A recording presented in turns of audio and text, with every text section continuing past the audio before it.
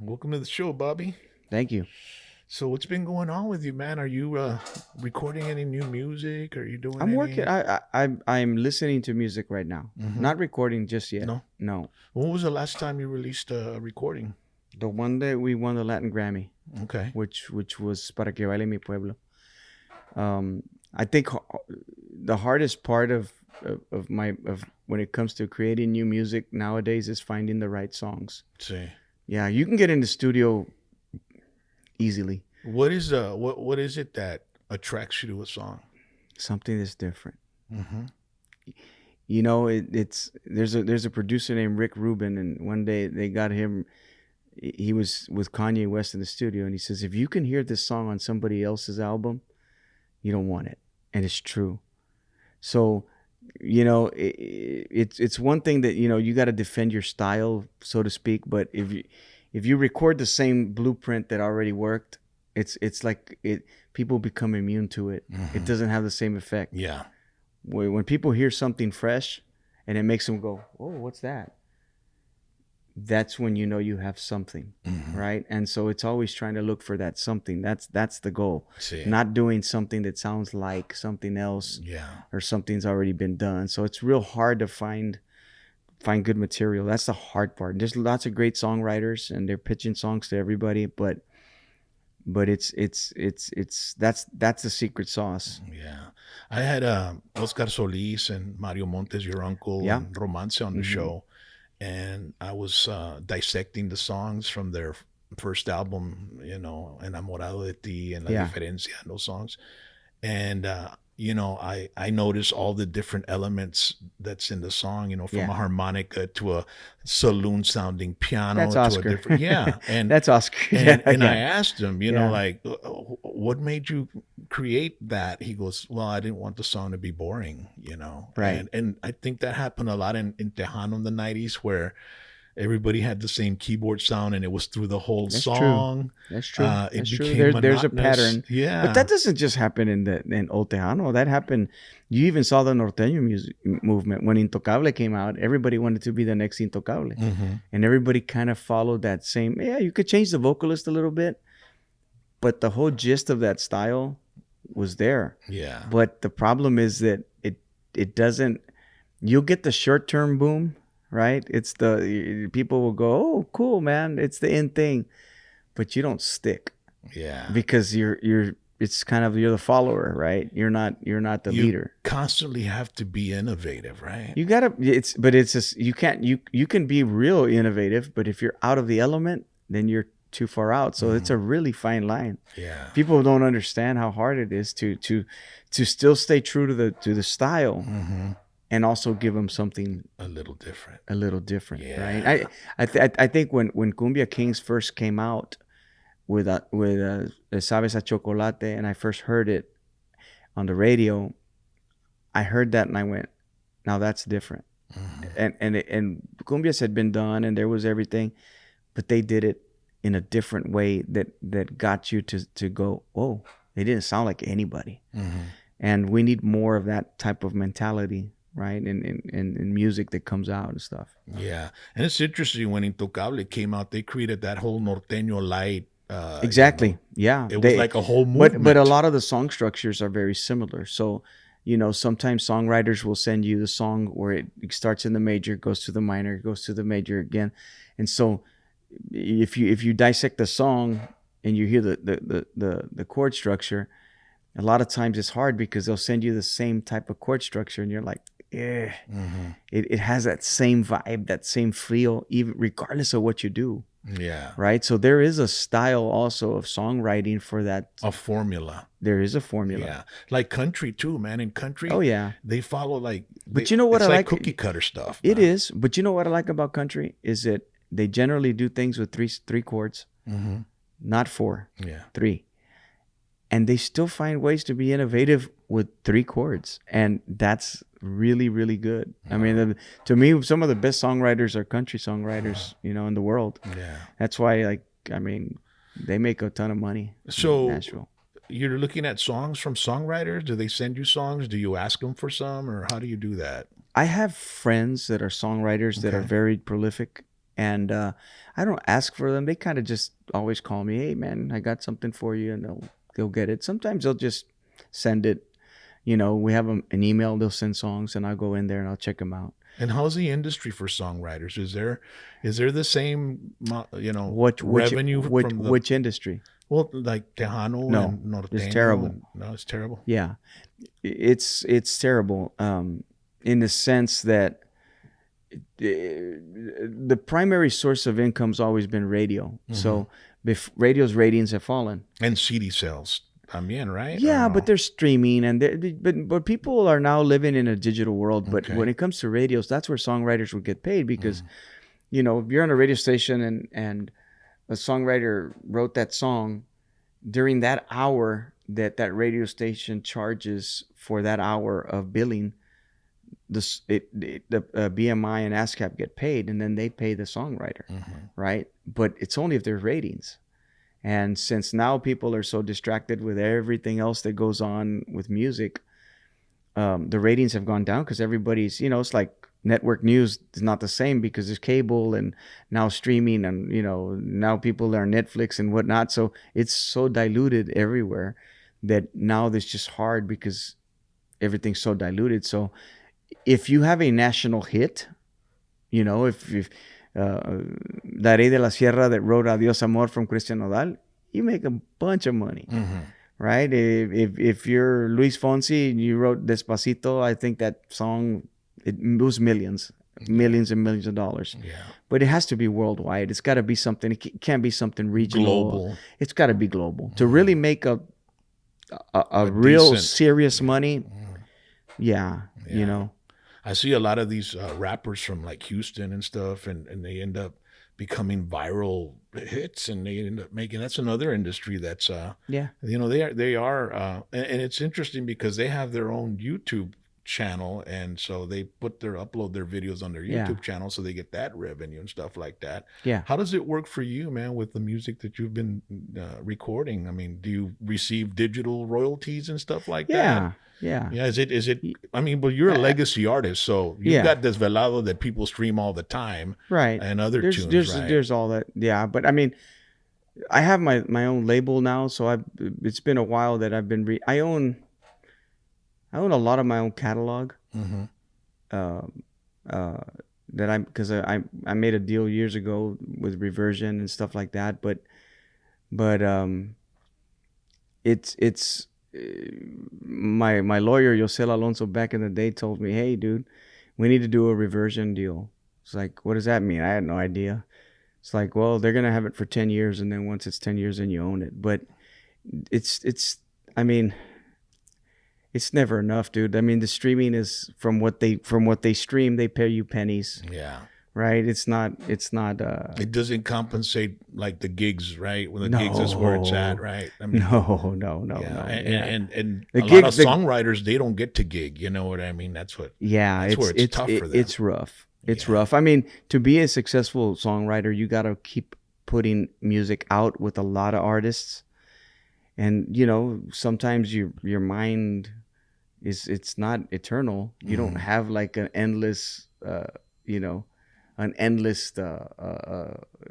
ideas and whatnot. So that's the problem, right? So it's tough for songwriters. It really is. It is. I think that with time, it's going to get better. Oh, I mean, you know, now streaming is starting to pay better. But everybody wants everything for free, bro. I mean, it's well, really that's true. tough. But what do you blame them? That's how they started everything, right? Yeah. I mean, when you start it for free, well, people get used to that. And they don't want to pay for it. But I mean, you know, piracy. I was with a label, and I made a lot of money with the record label, and that was the old school, right? And I was there in that transitional phase when the record labels went, hey man, Napster's killing us, and they had layoffs and everything, and then you went from making like millions of dollars to nothing. Nothing. That's crazy. Yeah. So back then, it hardened me, and made me change my focus. That my focus was going to be in my gigs, right? And that's where I had to make it, because I couldn't depend on technology and something new, some new formats coming out or whatever. Yeah. What does it matter, right? You can't pirate my gig, right? You can't do nothing to that. So I mean, I got to go sing live, and that's the best part. Yeah. I had your dad here a couple of weeks ago, man, and we talked about his his history and his roots and stuff like that. What does your dad mean to you, bro? Like, when you were growing up, the values that he instilled in you.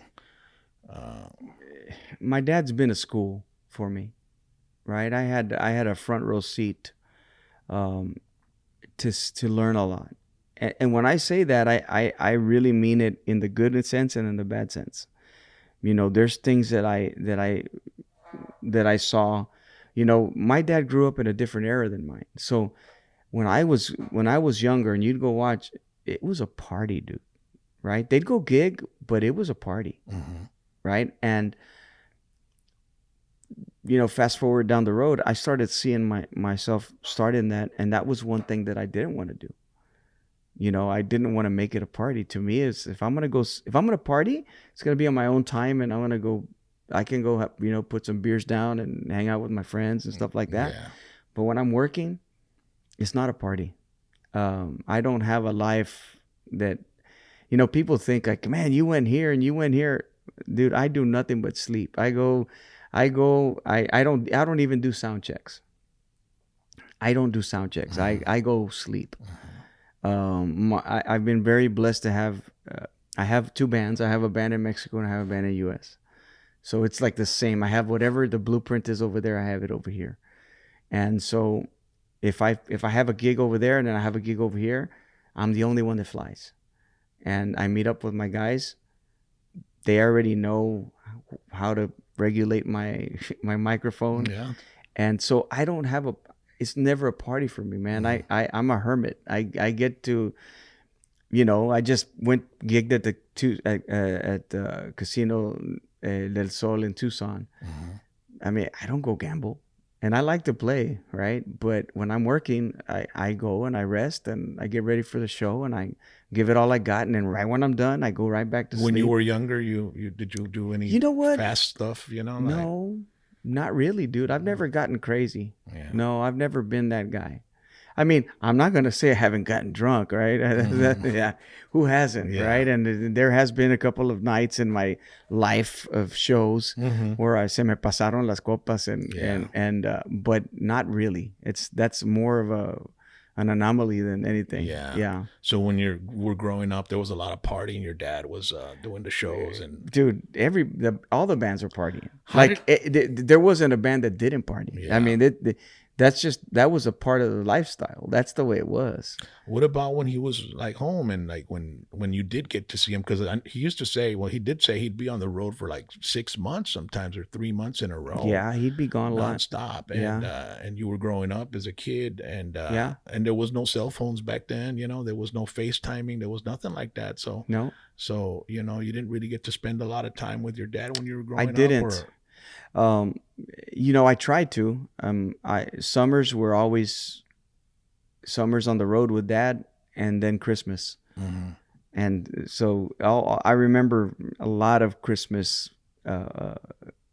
vacations, and it would just be me and him. Mm-hmm. It was just me and him. A lot of times it was just me and him. I'd go with him on the road. And how was that, man? How was it going on the road with your dad? What was the experience like? And how old were you back then? Dude, since I was 10, 12. Yeah. Yeah. What was the experience like when it's a big man's world. I was a kid, but it wasn't the type of environment for kids per se. It's not like I had other friends that were kids that go hang out with me. You were seeing a lot of adult stuff. Yeah, you're with the adults, man. Yeah. We'd get there a lot of times. I wanted to make extra money, so I was his roadie. Mm-hmm. So then I joined the band and everything, and after that, he would, my uncles would take off. Flaco and Gordo would take vacations, and my dad's like, "You're gonna play." I'm like, "So you want me to roadie and play?"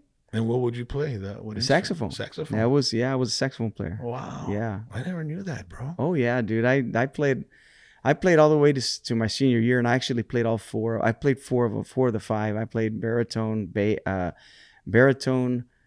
tenor, alto, and soprano. Was that something that your dad instilled in you to learn? My dad was a music major, right? Mm-hmm. So when I was a kid, I was about 15 years old. I'll never forget. I've always loved sports. I wanted to play football. I joined the football team, right? And it was, I was a junior high. Mm-hmm. And I'll never forget, we had a conflict between junior high and the football and band, because I also joined the band. And so my dad's like, hey, man, you're going to join the band? You're playing saxophone because I already have it. I'm not going to go buy another instrument. So my dad was a sax player. My dad graduated from Pan Am, with a degree in music with a saxophone, right? Yeah. So naturally, well, okay. So at first there was a big conflict, and I was like the backup quarterback, right, on the team, on the football team.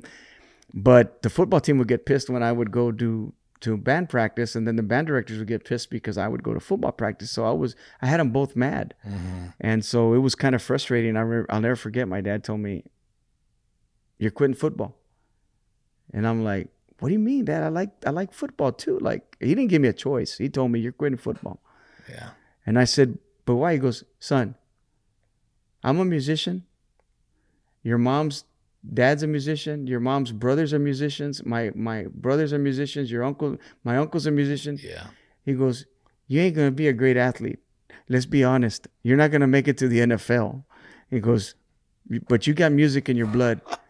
And I was pissed at him. I was mad because he made me quit.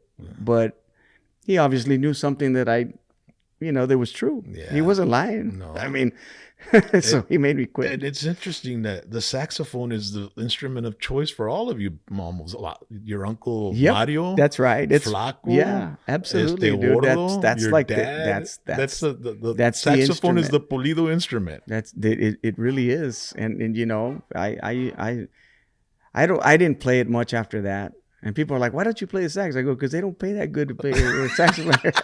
They pay better if you're a singer. Yeah. Wow. So yeah, that was that. We talk a lot about your dad, right? And I mean, he's very well known, but your mom never seems to come up in conversation, man. Tell me a little bit about your mom. Like, what does she mean to you? And I mean, you spent most of your life growing up with her, obviously, because your dad was always on the road. It was pretty tough for her as well, wasn't it? Or Mom had the hardest job. Mm-hmm. Yeah, because when my dad was away from work, the one that had to whoop that ass was my mom, mm-hmm. right? And so it's hard when she has to be the nurturer and the food, the disciplinarian, and also the disciplinarian, and she's very good at it. So she didn't put up with bullshit. So we get our fair share of whoopings if we misbehave. And you know what? I don't regret any of that. I'm glad she did it. Me and my brother and my sister turned out really good. Nowadays it's unpopular, right? But she'd pull that belt out, and she was a syllable spanker too. Those are the worst ones, right? No, I don't want you to ever. Hey, cut it short, man. Right? But she always, she always raised us with a lot of love and a lot of discipline, mm-hmm. and I think that's, truth be told, I think that's she probably had the most influence on how I am today. To be honest with you, I'm real disciplined. In every sense of the word, with structured. Yes, I'm very structured with myself, and I think that's because of her. I did not get the structure from my dad. Absolutely not. Growing up, what was the basic or the typical week at home with mom, and you'd go to school, and the weekends your dad was out playing. What would you all just stay home, or would your mom do? We stay home. I mean, I played sports. I was into baseball. I liked other things, and So was she like a soccer mom? She'd take you to your little league games and stuff like that? Back then, dude, there was no soccer because the Valley. That's what they call them now, right? But yeah, the Valley didn't have soccer teams. We didn't even have soccer teams. Now we have state champions, right? Well, yeah. But yeah, back then, little league stuff like that. Right? Were you into that? Absolutely. Your mom would take you back and forth. Oh yeah, she did it all, man. Yeah, she did it all, and yeah. I mean, I really normal. Mm-hmm. We had a super normal upbringing. Nothing crazy. Mm-hmm. Everything structured. Yeah. Absolutely. And like your mom, her dad, pioneer en la música de conjunto, los Doneños, Mario Montes, Norteño. Yeah. Did you spend any time at your grandpa's house? And what? He was a musician too. Sí, ¿verdad? And so musicians are not very present fathers. Wow. By nature, right? Mm-hmm. So yes, I would see him, right, but not very often. Mm-hmm. That's something that I can also tell you happened with me and my three boys, the Remy, Darian, and Trey. I was not that present. You had a schedule, man. Big time. Yeah, dude. I mean, you're everybody's slave. Mm-hmm. The record labels wants another stuff. Everybody wants a piece of you, and you're new. You're out trying to make a name for yourself. I'm trying to get out of my dad's shadow. And we have no idea how to balance at that age. Well, it's hard, man. I mean, I was young. I didn't have that type of deal. I mean, now I have a 4-year-old, Rodrigo, mm-hmm. and I'm in a much different place in my life, right? And it's por fin estoy cosechando lo que sembré. And you can now actually say no. I can, and I do a lot. But back when you were starting, I couldn't say no. Yeah. Right, and that's just a fact. Yeah. So the male figure in my life has always been my grandfather. He was my best friend. On your dad's side, or I was on my dad's side. He was my dad's manager for many years. Yeah, he also was on the road with him, or he wouldn't go on the road with him a lot? He would go, yeah. And my grandfather, Chune, everybody knew him as Chune, right? Joe. He was my best friend. He was the guy that ever since I was younger, it was everybody in the family knew that I was like the consentido, it was me and him was like, we were tight. Were you the oldest grandson? I was the oldest grandson. Yeah. And he was the oldest brother of his generation, and my dad was the oldest of his, of all the primos and everything. So it's so eres el consentido, baby? Yeah. When he was already, it was before he was getting, he was already where he was sick. He had a presidential Rolex watch, and he gave it to me. It's a solid gold Rolex. Mm-hmm. I've never worn it. So what I'm going to do is I'm going to give it to my first grandson. Mm-hmm. And that's going to be something that I'm going to always keep in tradition in the family, is that they're going to give it to their firstborn grandson. Mm-hmm. So was it pretty painful when your grandpa passed? Extremely. See? Extreme. It was the hardest thing. I hadn't really lost anybody that I loved right there. And it was hard, man. It's like because he had lung cancer, and so we were seeing him, struggle to breathe, and he was the patriarch of the family, so he took care of everybody. Mm-hmm. He took care of everybody. He was a protector. He was the guy that all the brothers and the brothers' kids would go to if they needed something. He was that guy. And so I made him a promise. I told him, he was on his deathbed, couldn't talk anymore, but he wouldn't leave. He wouldn't go. And I told him, hey, you can go now. I said, I'm gonna be that guy. I'm gonna be you. Yeah. And so, you fast forward and see, my uncle has cancer. And so I made that promise. Yeah. And I'm doing it. Yeah. Yeah. So. I wish I would have been able to meet your grandpa. He was the best. He was the best. He was a straight shooter, bro. He'd tell you like it is. He wouldn't bullshit you. Hardworking. He was always very proud. He would always say, you know, I raised all my family on potato and beans. And I never asked the government for a penny. All I wanted was just a chance to work, make an honest living. And he did. It's awesome. And how's your relationship with your kids, man? Like, do you have I have a great relationship with my kids. See, qué bueno. Yeah, a great relationship. Good communication and absolutely. Look, you're man, there for them whenever they need something. Oh yeah, dude. Listen, 110%. You know, I got divorced. Divorce is hard. But you know, a friend of mine gave me the best advice when I got divorced. You know, it's like, man, this is tough. You know, I tell my kid, you know, hey, he was 6 years old. Like, you tell a 6-year-old you're leaving. It's painful. It's rough. Yeah. A lot of men go through that, you know. And and my friend tells me, you know what? Regardless of whatever happens, they could be mad at you. They could not your kids, but your ex-wife or whatever could be mad, could say whatever they want. Don't retaliate. It'll pass. You always, for the benefit of them in the long term, you just, okay. Swallow your pride. You know, the natural tendency is if somebody insults you or says something about you, you kind of want to insult back. Or, so, you know, you kind of, you know, in divorces, when there's feelings hurt, there's whatever, man. It's never like, hey, badass, right? We're getting divorced. It's not that way. But we always, thankfully, kept them in mind, and they never really lived a terrible situation where I was talking smack about her or her about, you know, well, maybe her about me a little bit, but it was never, and probably some of it deserved, but it wasn't a lot of back and forth. And so we handled it right.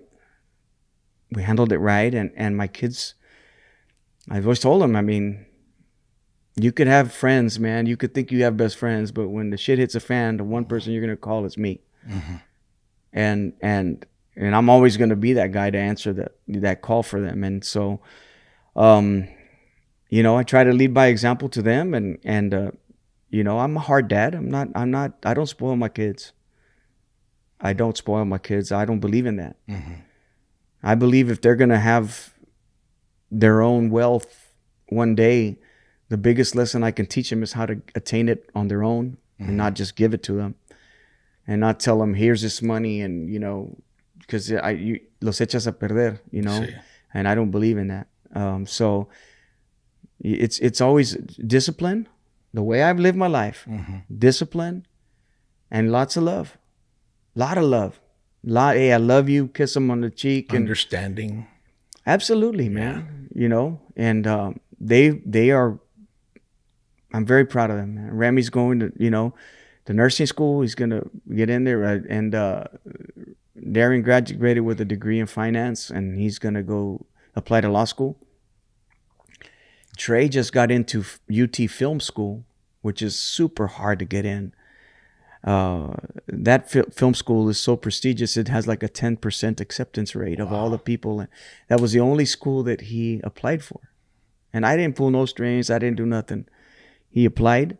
He had to send him a video reel, and he got in. Wow. And so he'll start in August. We already got his apartment up there, and I'm proud of him, man. And my little one, Rodrigo, they love each other. He loves them. They love him. Life is good, man. It's family. It's family. And I know that I've instilled that lesson into them, and it all comes from your background with your grandpa. It absolutely your does. dad. And it absolutely does. The family structure. And no doubt. Your siblings. You have a brother and a sister, and you have a nephew, Alma's son, that it seems to be like he's going to follow in your footsteps, or wants to, or wants to attempt. He looks more like me than my kids. I know, bro. I know, man. When we saw this picture, and I'm close to JoJo, you know. at the ranch. I taught him how to shoot long range, and he even went to some competitions and stuff. So we're cool, we're close. Yeah. And I told him, look, man, and my sister doesn't really want him to do it. She's kind of afraid. And I understand. This is a cruel business. It's very hard. First of all, Tejano's not like booming right now, right? But I've been able to thrive in the business, even if it's not booming. It's still there. I mean, it's like Conjunto is still there. It's still there. So I guess it depends how you do it. Not booming in a sense where it's not like Peso Pluma. You're not going to make millions of dollars, right? Yeah. Well, you can. You can. Yeah. You just gotta have that song, man. You gotta find the song, and you gotta know your limitations as a vocalist. It's not about people always, you're not that good a singer or whatever. Is it ever about singing? Mm-hmm. I mean, you look at any show, American Idol, The Voice, they're super talented, and most of them don't ever make it. Mm-hmm.